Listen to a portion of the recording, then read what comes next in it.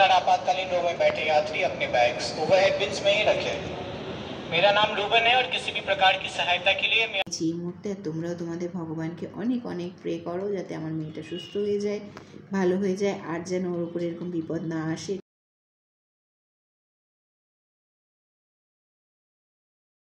কেমন আছো বন্ধুরা? আশা করি নিশ্চয়ই তোমরা সকলেই ভালো আছো, যে যেখানে আছো সকলে অনেক অনেক ভালো এবং সুস্থ আছো, এই শুভকামনা এবং আশা নিয়ে শুরু করছি ব্লগটা।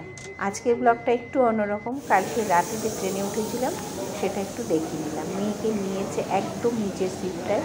আমরা তিনটের মধ্যে দুটো সিট পেয়েছিলাম আপারে, আর দুটার যেহেতু নিচেরটাই ছিল মেয়ে। কিন্তু ফ্যামিলিটা খুব ভালো ছিল, আমাদের সাথে আরও যে তিনজন ছিল তারা থাকাতে আমি একটু সাহসী পেলাম মেয়েকে নিচে রাখতে। আর সারা রাত জার্নি করে চলে আসলাম শিয়ালদা স্টেশন, তার বাইরে দাঁড়িয়ে রয়েছি। আর আমার বর দেখো কী পরিমাণ ঘামছে এই ভোর 5টাতেও। ওই দেখো দূরে ঘড়িতে দেখা যাচ্ছে ভোর 5টা 5 বাজে। আর এখান থেকেই ওলা ধরে আমরা এখন পৌঁছে যাব একদম সোজা দমদম এয়ারপোর্ট। সেখান থেকে আমাদের ফ্লাইট সকাল 9:10। এই ভোর হতে না হতেই একটা দারুণ জিনিস তোমাদের সাথে শেয়ার করছি। কি বলো তো, এই যে বড় বড় তারগুলো দেখতে পাচ্ছ, এটা কিন্তু পুরোটাই ট্রাম লাইন। আর নিচেও দেখো ট্রাম লাইন, ওপরে এটা ট্রামের লাইন নয়, তার। আর এটা প্রায় অবলুপ্তির পথে, তাই আজকে আমার ব্লগটার মধ্যে এটা একটু রেখে দিলাম। ভবিষ্যতে যখন আর থাকবে না কলকাতায় ট্রাম লাইন বা ট্রাম, তখন এটা দেখব আর সবাইকে মনে করাবো যে দেখো ট্রাম কেমন ছিল আমাদের এখানে। আর এই করতে করতেই চারিদিকে দৃশ্য এই ভোর হতে না হতেই এনজয় করতে করতে পৌঁছে গেলাম দমদম এয়ারপোর্ট। বহু পুরনো এয়ারপোর্ট, যার জন্য হয়তো বা একটু ফ্যাকাশে লাগে, কিন্তু আমার কাছে আমার জিনিস সত্যিই খুব প্রিয়। হোক না সে পুরনো, তবু তো সে আমার। ভাগ্যি সেই এয়ারপোর্টটা রয়েছে, নাহলে আরও দেরি হতো ডাক্তারখানায় পৌঁছতে। পৌঁছে যাব এখন হায়দ্রাবাদে, আর কয়েক ঘন্টার মাত্র সময় বাকি রয়েছে। তারপরে ডাক্তারের কাছে পৌঁছালেই অনেকটা নিশ্চিন্ত মনে হবে। আমাদের এখানেও কিন্তু খুব সুন্দর করে চারিপাশ আরও ভালো করে সাজানো চলছে। চারিদিকে অনেক কনস্ট্রাকশনের কাজ শুরু হয়েছে। ওই দেখো ভোর হতে না হতে একটা ফ্লাইট উড়ে চলে গেল। এখানে তো অবশ্য সারাদিন সারা রাত 24 ঘন্টাই ফ্লাইট চলে। চলো, তো বাবা বের করে নিচ্ছে সব। চলো চলো চলো, কিছু হবে না, পুলিশ দেখছে তাই বলছে।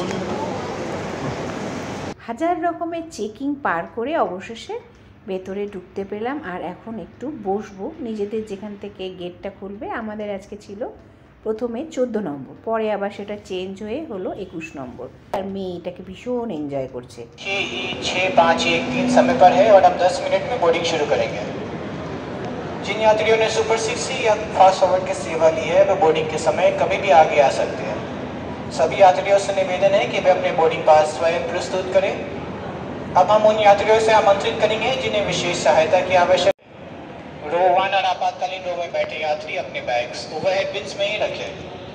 मेरा नाम रूबन है और किसी भी प्रकार की सहायता के लिए এরপরেই আমাদের জন্য মুখ্য প্রবেশদ্বার, যেটা ওরা বলে গেট নাম্বার 21, খুলে গেল ঠিক 10 মিনিটের মধ্যেই। আর আমরাও আস্তে আস্তে আবার চেকিংয়ের পর গিয়ে পৌঁছলাম ফ্লাইটে ভেতরে। আর এইখানে দেখো আরও একখানা ফ্লাইট উড়ে গেল আকাশ দিয়ে। আর আমি আজকে তোমাদের যেটা দেখাচ্ছি সেটা দেখো কেমন মেঘলা আকাশ। জানি না আমার নিজের শহর মালদায় আজকে কী পরিস্থিতি, তবে এখানে 8:30 তখন বাজে যখন এই ভিডিওটি আমি শ্যুট করছি। সেই সময় কিন্তু কলকাতার আকাশ পুরো মেঘ ভর্তি। আর এখানে দেখো মেয়ের চোখ মুখের অবস্থা। এক তো সারা রাত একা একা শুয়েছে, ঠিকঠাক ঘুমায়নি, তারপরে এতদিনের এত ধকল, বেচারা একদম পুরো কেমন শুকনো হয়ে গেছে। ফ্লাইটে বসে বসেই আজকে কেমন যেন করছিল। যাই হোক, আমরা আজকে অবশ্য খাবার নিইনি, টুকটাক কিনে খেয়েছি। আর বাড়ি থেকে যে লুচি তরকারি করে এনেছিলাম সেটাই খেয়েছি, মেন ফুড ছিল ওটাই। আর কিছু ড্রাই ফ্রুটস নেওয়া হয়েছিল, কফি নেওয়া হয়েছিল। এয়ারপোর্টেও আমি অবশ্য কফি খেয়েছি। আর এখানে তারপরে পৌঁছে গেলাম হায়দ্রাবাদ। হায়দ্রাবাদে পৌঁছানোর পর তোমাদের যেটা এখন স্ক্রিনে দেখাচ্ছি সেটা হচ্ছে হায়দ্রাবাদ হাইটেক সিটি, এই অঞ্চলটাকে বলে। দেখেছো কি পরিমাণ বড় বড় হাই রাইজিং বিল্ডিং। এটা কিন্তু আজকে আমি লক্ষ্য করেছি ফ্লাইট থেকেও। আর তখনই ওর বাবাকে বললাম যে এই কারণে ওই জায়গায় এত বেশি গরম। এক তো পাথুরে এলাকা, দ্বিতীয়ত কত বড় বড় বিল্ডিংগুলো খালি দেখো। হাইটেক সিটি মানে আমাদের কলকাতায় যেটা সেক্টর 5 ঠিক সেটার মতনই এই অংশটা তৈরি হয়েছে।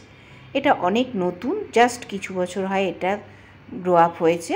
আর সেটা পার করেই এই ফ্লাইওভারটা দিয়ে গিয়ে আমরা এখানকার বিখ্যাত হসপিটাল AIG, ওই যে সামনে দেখো ওটাতে পৌঁছে যাব। AIG হসপিটালের আশেপাশে কিন্তু প্রচুর গেস্ট হাউস, রুম রেন্ট হিসেবে ভাড়া পাওয়া যায়, তাছাড়া বড় বড় ফ্ল্যাটও ভাড়া পাওয়া যায়। এটা কিন্তু তোমাদের একটু ইনফরমেশান এখানে দিয়ে রাখলাম। আর আজকে আমরা এরপরেই হোটেলে চলে গিয়ে সেখানে ফ্রেশ হয়ে পৌঁছে গেছিলাম আমাদের নিজেদের গন্তব্যস্থলে, মানে ডাক্তারখানায়। তারপরেই সেখানে বিভিন্ন টেস্টের পর ডাক্তার ডিসিশন নিল যে আগামীকাল আবার একটা OT করতে হবে ওর। শুভ সন্ধ্যা বন্ধুরা, আশা করি তোমরা সকলেই ভালো আছো। চলে আসলাম ব্লগটা শেষ করতে, আর অবশ্যই আর একটু কথা বলতে তোমাদের সাথে, আর অনেক কিছু একটু শেয়ার করার আছে তোমাদের সাথে, সেগুলো সব জানাতে। আর সেগুলো হলো যে আগামীকাল 8টা থেকে 9টার মধ্যে ওকে হসপিটালে নিয়ে যেতে হবে মেয়েকে। আর কালকে ওরা আবার একটা OT করবে, রিওপেন করবে। করার পরে আবার একটা কোনো সিস্টেমে ব্যাপারটাকে হ্যান্ডেল করবে, মানে একটা নতুন ট্রিটমেন্ট আবার শুরু হবে। তার জন্য আমাদের মনের এবং ভগবানের ভরসার ভীষণ প্রয়োজন। ভগবান আমাদের উপরে আমাদেরকে আশীর্বাদ করুক, আমাদের মাথায় হাত রাখুক, এইটাই চাইছি এই মুহূর্তে। আর তোমরাও তোমাদের ভগবানকে অনেক অনেক প্রে করো যাতে আমার মেয়েটা সুস্থ হয়ে যায়, ভালো হয়ে যায়, আর যেন ওর উপরে এরকম বিপদ না আসে, এটাই যেন শেষ ও ভোগে এরকম কষ্টে। আর সেটার জন্য তোমাদের কাছে খুব খুব খুব পরিমাণে আমি মা হয়ে আঁচল পেতে দিলাম। তোমরা আমার মেয়েকে একটু আশীর্বাদ করো আর নিজেদের ভগবানের কাছে প্রার্থনা করো আমার মেয়ের জন্য। তা চলো আজকের ব্লগটা এখানেই শেষ করছি, কারণ কাল খুব সকাল সকাল ভোর 5টার পরে ওকে আর কিছুই খাওয়ানো যাবে না, জল না, খাবারও না, EVM শুরু হয়ে যাবে। সেই জন্য 5টার মধ্যেই ওকে বিস্কুট হোক, জল হোক, ওষুধ হোক, যাই হোক না কেন সবই খাইয়ে দিতে হবে, আর কিছু খাওয়ানো যাবে না। সেই কারণেই বলছি সকলে ভালো থেকো আর ভগবানকে একটু ডাকো।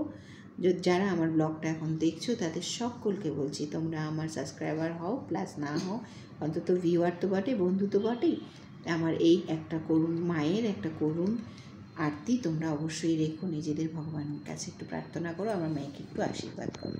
চলো আজকের ব্লগটা তাহলে এখানেই শেষ করছি।